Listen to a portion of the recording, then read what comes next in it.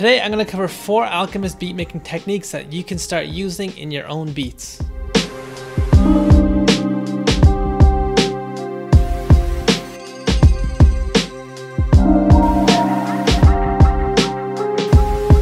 Once again, I do want to start this video off by saying that I am somewhat uncomfortable making this video. The Alchemist is my favorite producer of all time. He and Dilla are number 1 and 2, and then after them it's pretty much everyone else. And so I don't want this video to seem like I have any secret insider information or anything like this. I've just listened to a lot of his music. The first Alchemist beat I ever heard was probably 20 years ago now. And in the time that I've been listening to him, I've picked up on some really helpful techniques that he uses, that I use in my own beats now, and I think we can all use. And that's what I want to talk about in today's video. So here I have this beat made that implements a few of his techniques.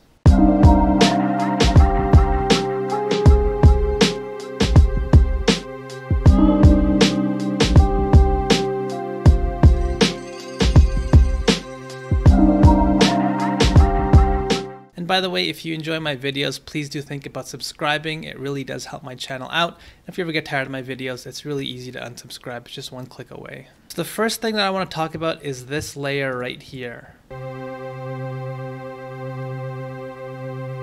This is a technique that the Alchemist does in some of his beats, like for example Frank Lucas by Freddie Gibbs or Scrape the Bowl by Boldy James. He'll use a pad or a synth or strings, and he will use this as a constant layer in his beat, and it doesn't change notes or anything at all. There's no progression, there's no switch ups, it's just one long constant chord playing throughout the entire beat. And this is a really cool way to fill up space in your beat. If you guys remember the video that I did on J Dilla, I talked about somewhat of a similar idea there, where you grab a constant sound and you use it to fill up space in your beat. Here we have something similar. But in this case, it's far more dense and far more prominent in the beat.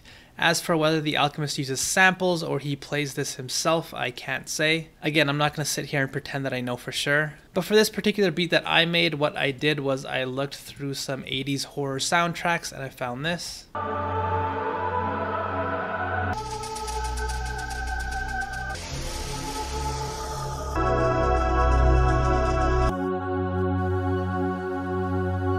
And then I pitched it up, I looped it, and there you go.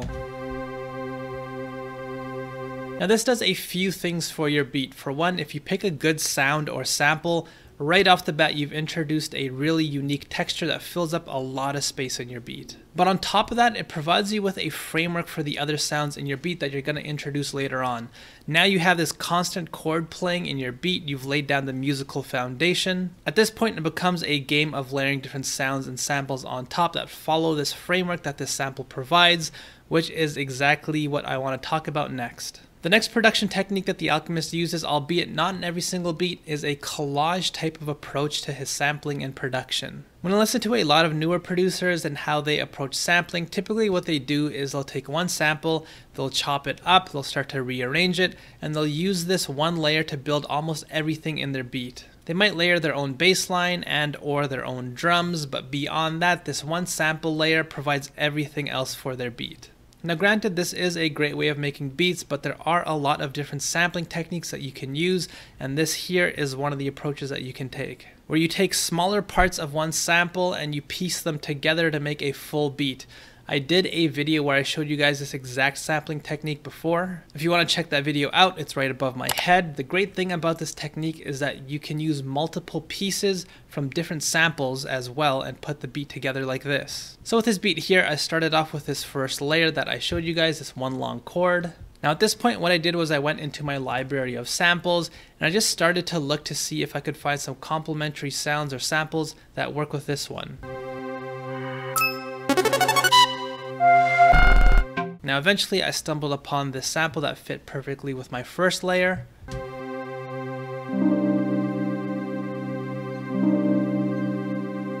After this, I found another sample in my library.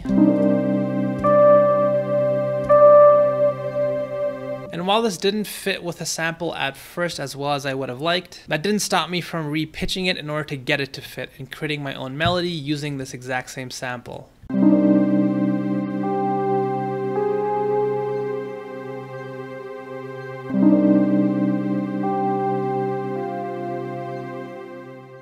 So this is definitely a different style of sampling that you may not be used to if you just started making beats. But it offers up a lot more flexibility as opposed to just using one sample layer to build out the entire beat. If you want to see another video where I use multiple samples to make one beat and a lot of the smaller techniques and ideas associated, hit the link right above my head. So far we've looked at the bigger musical ideas. When it comes to these smaller details though, the Alchemist does something else that's really unique. For a lot of beat makers, to keep their beat engaging and to better tie their loop together, they will use transitionary sounds at the end and the beginning of their loop. Whether it be risers, crashes, reverse crashes, these are some of the pretty standard sounds that people reach for when they want to do this. For example, I could do something like this.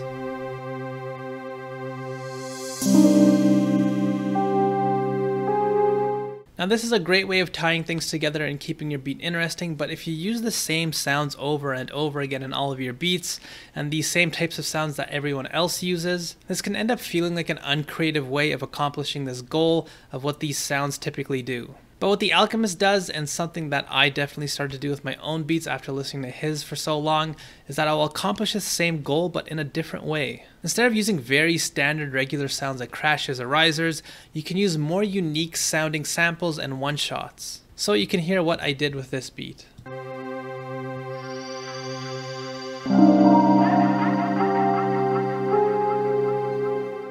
Again, I just went into my library of sounds and samples and I shaped these sounds to act as if they're crashes and risers. With this sample at the very beginning of the loop, I found the sample and then I shaped it to have its loudest part at the beginning and then it slowly tapered off using the ADSR here.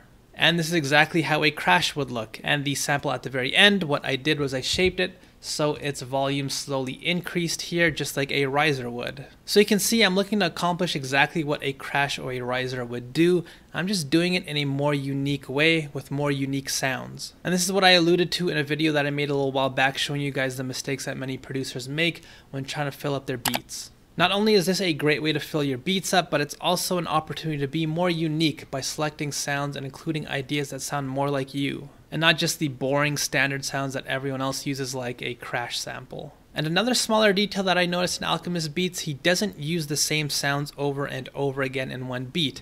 He at times switches it up as well. So for this 4-bar loop, this is the sample that I chose to use at the end of my loop. But in this second pattern, I chose to use an entirely different sample. So this can help your beat just be more interesting overall because now you've used multiple sounds and ideas to accomplish the same goal, but they're just not repeating quite as often. It's just a great way of building out your beat in a more unique way. And finally, the last tip that I want to talk about has to do with drums.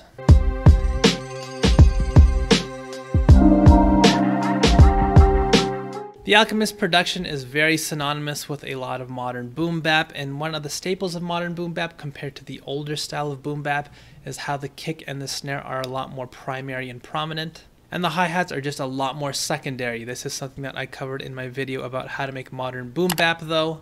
So if you want a more full look, I would recommend checking that video out. I just don't want to repeat myself for those of you that have watched that video. If you're interested in watching, it should be showing up on your screen right now. So hopefully you guys have enjoyed this video. If so, hit like and subscribe. Head over to betterbeatmaker.com if you want some more advanced tutorials on how to make beats. The link to my free drum kit's available in the description box below, as well as a link to the Discord if you want to join my producer community.